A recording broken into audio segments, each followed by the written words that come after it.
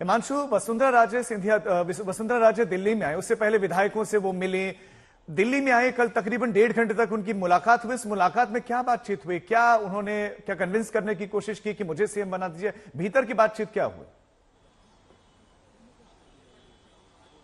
देखिए, मुझे जो समझ आता है, जो मेरी राजनीतिक समझ कहती है आशुतोष, मैं ये कह सकता हूं कि पार्टी आलाकमान ने इतना तो जरूर कहा होगा, जेपी नड्डा ने, कि देखिए पार्टी जो फैसला ले उसको सबको स्वीकार्य होना चाहिए। उस पर अगर आप इधर उधर करेंगे तो ये ठीक मैसेज नहीं जाएगा। उसके बाद वसुंधरा राजे की तरफ उन्होंने अपनी बात जरूर कही होगी कि मुझे भी मुख्यमंत्री बनाएं। 2 बार मैंने पार्टी के लिए बहुत प्रचार किया है, पार्टी में बहुत काम किया है। मैंने 10 साल पार्टी को में मुख्यमंत्री के तौर पे काम किया है और 2013 में एक बहुत बड़ी विक्ट्री मिली थी जो 2003 में नहीं मिली थी। 2003 में बीजेपी 121 सीटें जीती थी। 2013 के अंदर बीजेपी जो है 165 सीटें जीती थी 200 में से, और 21 सीटें जीती थी कांग्रेस। तो ये एक बड़ी चीज है। और जब 2018 के अंदर पूरी अंदर से पार्टी संगठन से ये आवाज आती थी कि वसुंधरा तेरी खैर नहीं और मोदी तेजसे बैर नहीं, तब भी बीजेपी 73 सीटें जीती थी। और बीजेपी तब वसुंधरा राजे के फेस के साथ राजस्थान में गई थी, उनको मुख्यमंत्री का चेहरा ही घोषित करके गई थी। तो ऐसे में अगर देखा जाए तो वसुंधरा एक बड़ा फैक्टर है, लेकिन मुझे लगता है पार्टी आलाकमान ने यह भी कहा होगा कि आप स्वीकार करिएगा पार्टी का, पार्टी आपका ध्यान जरूर रखेगी। एक चीज मुझे याद आती है, 2016 के अंदर शायद ये बात आई थी तीनों राज्यों में, रमन सिंह, शिवराज सिंह चौहान को मध्य प्रदेश और वसुंधरा को, कि आप केंद्र की राजनीति में आए, नए चेहरों को, नए नेताओं को वहां स्टैब्लिश किया जाए और उनके लिए मौका दिया जाए। आप केंद्र की राजनीति में आइए, केंद्र सरकार के अंदर आप एक्सपीरियंस लोग हैं, आके अपने काम कीजिए और पार्टी और संगठन के लिए मजबूती के साथ आप अपना काम करते नजर आइए। प्रहलाद पटेल क्या कुछ कह रहे हैं, नहीं हुआ, 18 में उनकी मौजूदगी हार हुई।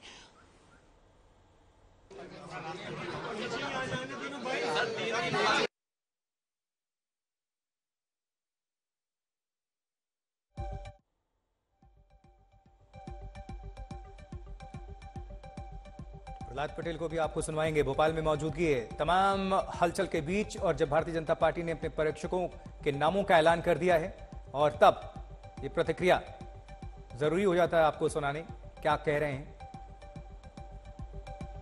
तो अब हलचलें वाकई बहुत ज्यादा तेज है। पर्यवेक्षकों के नामों का ऐलान हो गया है और तीनों ही प्रदेशों में अब हलचल बहुत तेज है, क्योंकि पर्यवेक्षकों का आना कि आना बहुत समय दूर नहीं है जब ये पता चल जाएगा कि मुख्यमंत्री होगा कौन। प्रहलाद पटेल भी नजर आ रहे हैं, कुछ देर बाद उन्होंने क्या कुछ कहा वो भी सुनाएंगे।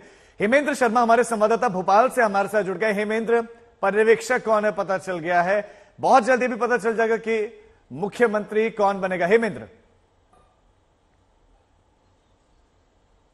जी, अभी पर्यवेक्षकों के नाम डिक्लेयर कर दिए गए हैं। मनोहर लाल खट्टर जो हैं यहाँ पर आएंगे, आशा लाकड़ा भी आएंगी और डॉक्टर डी लक्ष्मण भी आएंगी। तो आज संभवतः आज शाम तक ऑब्जर्वर्स जो है, पर्यवेक्षक जो है भोपाल पहुंच जाएंगे और उसके बाद हम पार्टी ऑफिस से ये सुन रहे हैं कि सारे जो न्यूली फ्रेशली अपॉइंटेड जो इलेक्टेड लेजिस्लेचर्स हैं, एमएलएज हैं, उनको बुला लिया गया है और संभवतः कल शाम को या परसों सुबह जो है लेजिस्लेचर पार्टी की बैठक बुलाई जाएगी और उसमें ही जो है मुख्यमंत्री का, कौन मध्य प्रदेश का अगला मुख्यमंत्री होगा, उसका नाम जो है डिक्लेयर किया जाएगा और सभी लेजिस्लेचर से उनकी अप्रूवल उस पर ली जाएगी।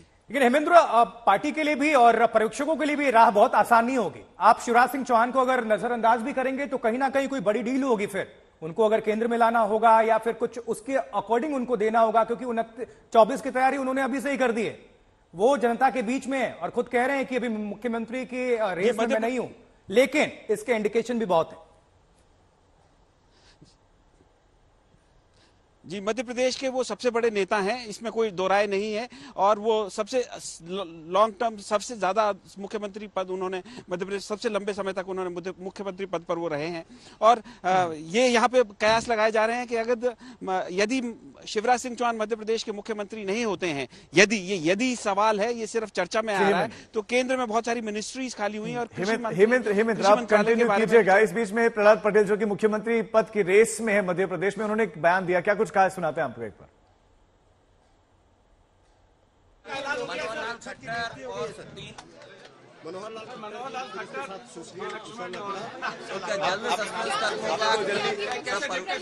नहीं, आप लोग ज्यादा बेचैन थे। मैंने कहा था समय देर नहीं हुई, मैंने पहले ही कहा था, आपने जब पूछा था, इसलिए ज्यादा परेशान मत होइए। अगला कदम क्या होगा? ये पर्यवेक्षक बताएंगे। विधायक दल की बैठक तक उनकी जिम्मेदारी है। हम तो विधायक हैं, उस बैठक में जब बुलाएंगे तो जाएंगे। कितना और इंतजार? अब बहुत कम समय बचा है, कितना और इंतजार ये मेरा अधिकार है।